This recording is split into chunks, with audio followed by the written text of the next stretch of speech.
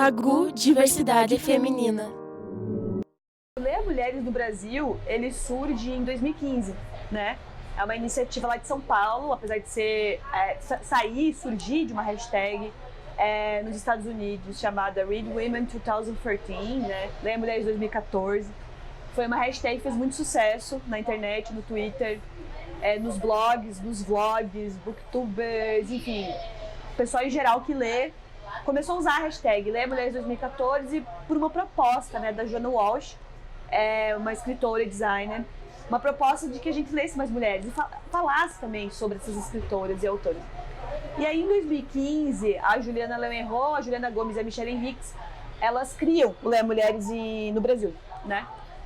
E eu sou amiga da Michelle Henriques desde 2004, então a gente se conhece há muito tempo, já lemos muitas coisas juntas. E ela comentou que tinha sido um sucesso o primeiro encontro lá em São Paulo. Aí eu falei, cara, quero muito fazer isso aqui em Curitiba. E porque a gente tinha muita vontade de falar sobre as autoras e ler também mais autoras, porque mesmo que eu começasse a organizar o Leia Mulheres aqui, eu também me dei conta que mesmo estudando literatura oficialmente desde 2007, eu também não lia tantas autoras. Olha que eu lia bastante autoras, mas eu não lia tantas. Então eu tinha essa ideia de vamos fazer juntas, vamos ler juntas e vamos começar a discutir essas autoras, autoras que são publicadas e até algumas que não eram publicadas na época ou que foram esquecidas pela historiografia literária. Então eu entrei no Leia Mulheres assim, meio que vamos fazer esse negócio acontecer, e desde 2015 eu tô fazendo isso e é sensacional.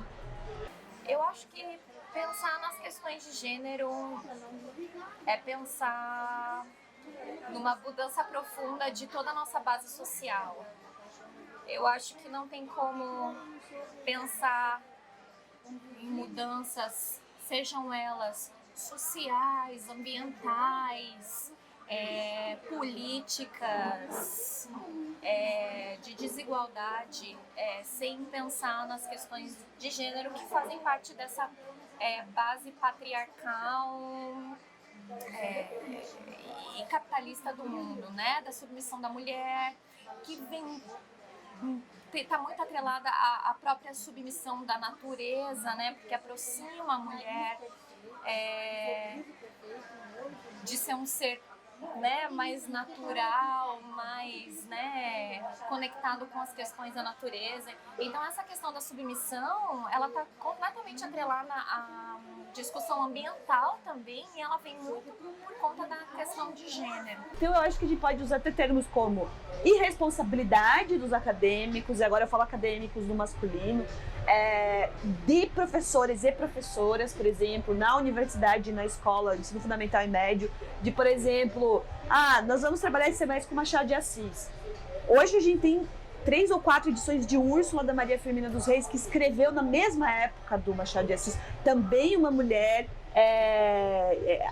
afrodescendente, afro-brasileira, que estava no Maranhão. Então, por que não, quando você vai trabalhar com o Machado de Assis, não trabalhar com a Maria Firmina dos Reis, que escreveu na mesma época do Machado de Assis?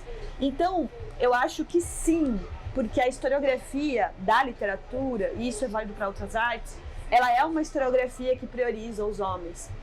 Então, eu acho sim que a gente precisa se preocupar em, por exemplo, organizar uma mesa, ou fazer um documentário, ou falar, quando você vai falar, sempre tentar trazer uma menos díspare, sabe? Eu acho que a literatura sim está escrita por mulheres, está muito bem representada, mas ainda a gente precisa conhecê-la e reconhecê-la como tal. E para isso a gente precisa de acesso, informação. E eu acho que é muito do trabalho que as mulheres fazem nos coletivos, né? Tanto nos coletivos de leitura quanto nos coletivos de escrita, que é exatamente isso, fazer com que essa literatura ela circule e que outros nomes sejam resgatados também, né? Porque às vezes o silenciamento é tão grande que para a gente fazer o resgate desses textos requer, assim, uma preocupação de historiadoras, de outras pessoas curiosas, né, na história de uma mulher silenciada, então, que teve também sua obra subjugada. Então eu acho que falta ainda um reconhecimento e esse resgate que tem sido feito, mas acredito que ainda há muitas outras para a gente conhecer. Você lê mais escritoras, você prestar atenção, reconstruir uma historiografia com mulheres falando e escrevendo e coordenando e dirigindo, eu acho que a gente dá um outro olhar para a história. É a gente perceber que a história não é do jeito que ela foi contada. Porque, assim, durante muito tempo as pessoas chegavam para mim e falavam: mas né, as mulheres não escreviam até há pouco tempo. E aí você fica: não, as mulheres sempre escreveram. As mulheres escrevem desde a Grécia Antiga. As mulheres escreveram no século X, no século XIV, no século XVIII. Sempre houveram mulheres. Claro que existe toda uma questão de classe, toda uma questão de raça, de etnia, que coloca algumas mulheres não podendo escrever ou fazer outras coisas em relação a outras mulheres brancas. Eu participei esses tempos de um sarau e foi engraçado porque quando a gente estava participando, eu e algumas amigas tomamos o microfone, lemos algumas coisas autorais, outras não, e aí naquele mesmo dia uma mulher falou: ah, mas e os homens não vão ler nada? E eles, enfim, já tinham lido e já tinham participado, e é como se a nossa participação numa sequência causasse até um constrangimento e um espanto de são só as mulheres agora que vão participar desse espaço que era público e democrático e a gente, enfim, estava ali. E na universidade, eu acho que foi onde eu mais vi, né? As áreas onde exige intelectualidade, as mulheres são mais questionadas pelos homens das plateias, do público, pelos professores que não levam a sério as pesquisas, quando são pesquisas que envolvem os estudos feministas. Então, eu passei sim, mas eu sei que tem muitas mulheres e vi muitas mulheres passando por situações de machismo e misoginia muito maiores.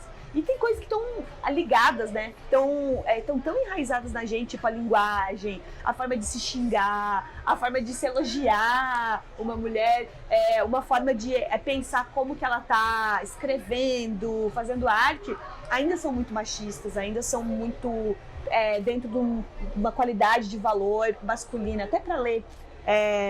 No começo, hoje não acontece mais, mas no começo do Ler Mulheres, alguém lia uma escritora muito boa e falava assim: nossa, ela escreve como um homem. Aí você fica: como assim você escreve como um homem? Por que o homem é esse diferencial? Esse é o segundo volume impresso, é uma edição bastante interessante e bem legal.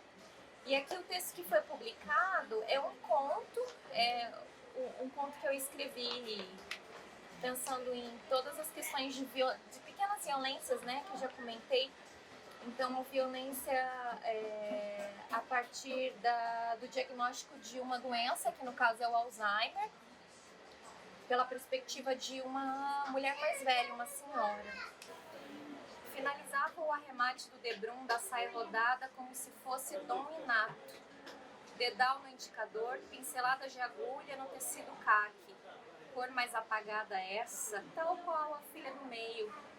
Moça nova não devia ter dessas cores na pele, não. Um branco arroxeado de quartzo. Era quartzo, não é? Tinha uma pedrinha dessas trazida de presente por sei lá quem, em cima da mesa, ao lado do telefone. E olha só, era igualzinha a cor da filha. Expirou com força para espantar uma mosquinha de banheiro, insistente em roçar-lhe o nariz, enquanto ela, tão pacientemente, ainda se ocupava em dedilhar as linhas dos carretéis. Na margem dos olhos, uma névoa distante. Estava ela mastigando a infância na terra do além-mar, engasgada pela cantoria frenética dos irmãos. Todos sabiam dançar e cantar e tocar e bailar e viver a vida simples do destino. E rodava a saia bordada à mão pela mãezinha, e rodava e rodava e rodava naquela cantoria desafinada dos irmãos adolescentes, cada um com um timbre não enraizado. Esvaeceu-se, tateou a bancada em vão, puxou com força a toalhinha de apoio do telefone tão cálida.